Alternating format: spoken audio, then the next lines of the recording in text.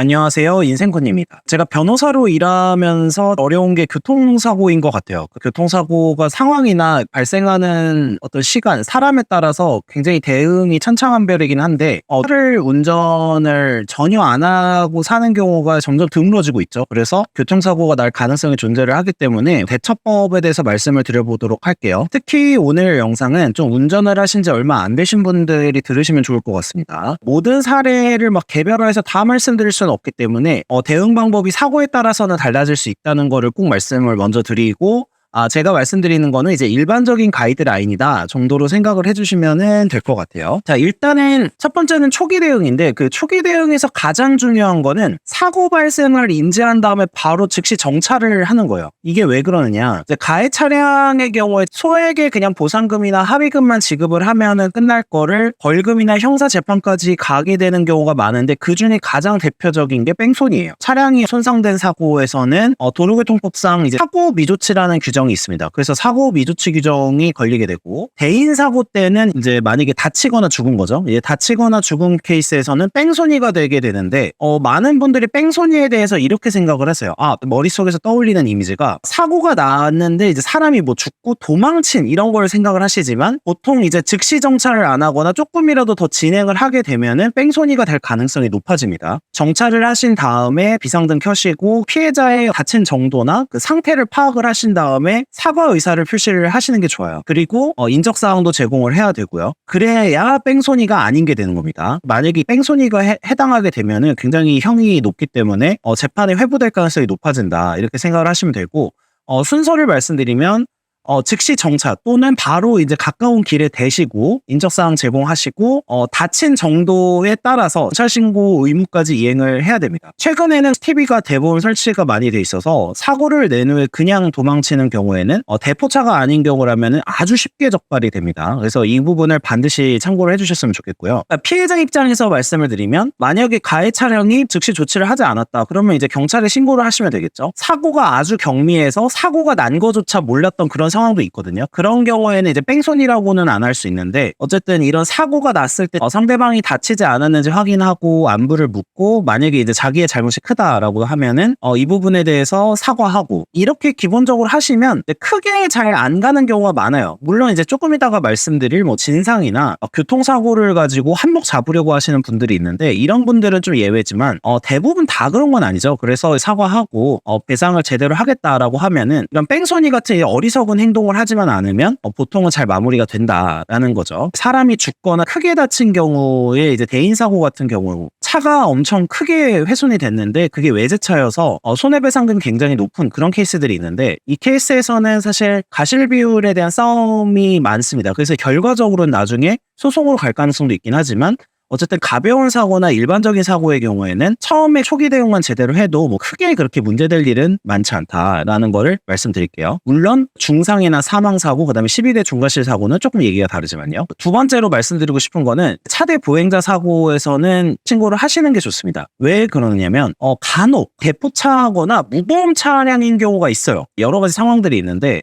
이 케이스에서 배상받기가 굉장히 어려워져요. 인적사항 같은 걸 확보하기 위해서라도 경찰 쪽에 연락을 하는 게 나중을 위해서 편한 부분이 있고요. 자, 그 다음에 이제 가벼운 사고의 경우에는 이런 게 있어요. 이제 중고차 차량 판매 같은 거를 경험해 보시거나 해보신 분들은 이제 보험 이력이라는 게 나오죠. 사고 이력을 조회를 해서 보험 처리된 거를 확인을 할 수가 있습니다. 근데 이제 중고차로 판매할 때 영향을 줄 수도 있고, 그리고 향후에 보험료나 이런 것도 갱신을 할 때 올라갈 우려가 있어서, 아주 가벼운 사고의 경우에는 당사자들끼리 잘 합의를 해서 그냥 공업사 가서 해결을 하는 그런 케이스들도 있습니다. 무조건 보험사 부르는 게 또 이득이 아닐 수도 있기는 한 거죠. 자, 그 다음에 보험에 접수하는 케이스들인데, 보험사고 접수에는 대인사고와 대물사고가 있어요. 대인사고는 사람이 다친 사고, 대물사고는 차가 부서진 사고인데, 보통은 이제 대부분의 분들을 보험사가 과실비율 정도를 얘기해주고 이 부분에 따라서 보상을 받는 그런 수순을 밟습니다. 대부분은 여기서 크게 이상한 케이스가 아니라면 끝납니다. 다만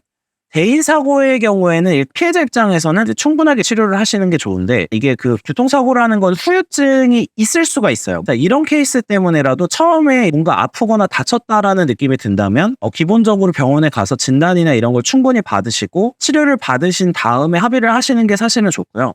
보험사 입장에서는 보통 빠르게 합의를 하려고 합니다. 그래서 이제 판례를 하나 말씀을 드리면, 합의 당시에 예상치 못한 후유증이 발생을 했을 경우에는 이 부분도 보험사가 손해배상금을 지급해야 된다. 합의 당시에는 예상치 못했던 신경손상이나 여러 가지가 있을 수가 있어요. 장애가 남을 수도 있고, 후유증 발생을 할 것까지 예측이 좀 어려웠던 케이스에서는 합의를 설령했다고 하더라도 나중에 이제 청구를 할 수 있다라는 거를 알고 계시면은 좋다라는 거를 말씀드리고요. 근데 이제 반대 케이스가 있어요. 이 상해 가능성이 아주 조금밖에 없거나 이제 굉장히 경미한 사고인데, 그 이제 흔히 나오는 이제 뭐 뒷목 잡고 이렇게 하면서 나오는 그런 케이스들 있죠. 그리고 한방병원이나 바로 가서 이제 치료를 받으면서 이제 계속해서 합의금이 이런 걸 계속 요구하는 케이스가 있는데요. 이때는 과실 비율이나 이런 걸 확인할 수 있는 블랙박스 영상이 요즘에는 대부분의 차이 있기 때문에 그걸 먼저 확인해서 객관적으로 과실 정도나 충격 정도를 좀 파악을 하고 마디모를 하면 됩니다. 상해 가능성에 대한 마디모도 있고 다른 교통사고 감정도 있는데, 그냥 이런 거예요. 이 정도 충격으로 어느 정도 상해가 발생할 것인가, 그리고 상해 가능성이 있냐 없냐를 판단하는 일종의 감정 절차, 검사라고 할 수가 있는데, 교통사고와 이 상해 간의 연관관계, 법에서는 인과관계라고 하는데,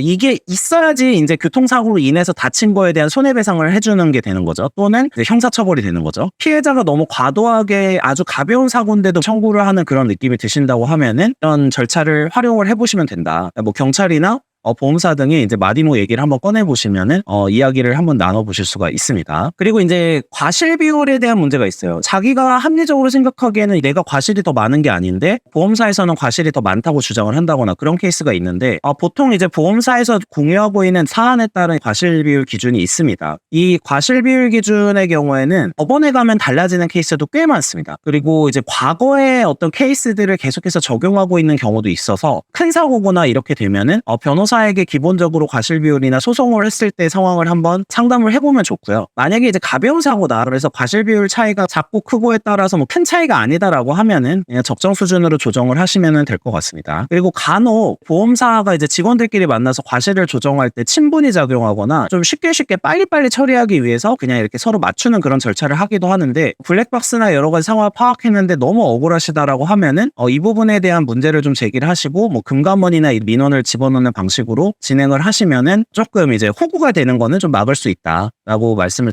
드릴게요. 이제 그렇게 했는데도 정말 납득이 안 되고 그래서 합의가 안 됐다라고 하면 이제 결국에는 소송으로 가게 되거든요. 이제 소송으로 가게 됐을 때는 기계적으로 보험사나 어떤 분쟁심의위원회 등에서 과실 비율로 조정하고 있는 케이스가 있는데, 사실은 원칙적으로는 좀 상황에 따라 달라요. 자가 뭐 사고 가능성을 인지할 수 있었는지라든지 여러 가지 상황에 따라서 과실 비율 산정이 법원에서는 좀 달라질 수 있기 때문에, 결과적으로는 보험사가 소송을 먼저 건다거나 우리 입장에서 소송을 걸어서 인정을 받아볼 수밖에 없는 그런 상황들이 되는 거죠. 마지막으로 이제 가해자 측에서 대인 접수를 거부하는 케이스에 대해서 좀 말씀을 드려볼 건데, 자, 예를 들면 좀 분명히 가해자 과실이나 가해자의 잘못이 큰 상황이라고 가정해 볼게요. 만약에 가해자가 계속해서 대인 접수 같은 걸 거부를 합니다. 이렇게 되면은 경찰서에 일단 신고를 해서 보통은 뭐 교통사고 사실 확인원이나 이런 걸 발급받게 되는데, 수사 후에 이런 서류가 만들어지게 돼요. 교통사고 사실 확인원, 입퇴원 확인서, 진료비 내역서 이런 거를 첨부를 해서 가해자 보험사에 직접 청구를 하시면 돼요. 사고 사실 확인원, 진단서, 진료비 내역서, 입퇴원 확인서. 이제 운전한 지 얼마 안 되신 분들이거나 생각보다 이걸 잘 모르시는 분들도 많아서 한번 다뤄봤고요. 큰 중상해 사고, 이제 12대 중과실 등의 사고의 경우에는 형사 절차가 문제될 가능성이 높기 때문에 변호사를 선임하시는 게 좋기는 합니다. 형사 절차 때부터 민사 합의나 형사 합의를 동시에 진행하는 케이스가 많고, 피해자 입장에서도 사망 사고나 이런 중상해 사고의 경우에는 이제 소송으로 청구를 했을 때 더 많이 받을 가능성이 높습니다.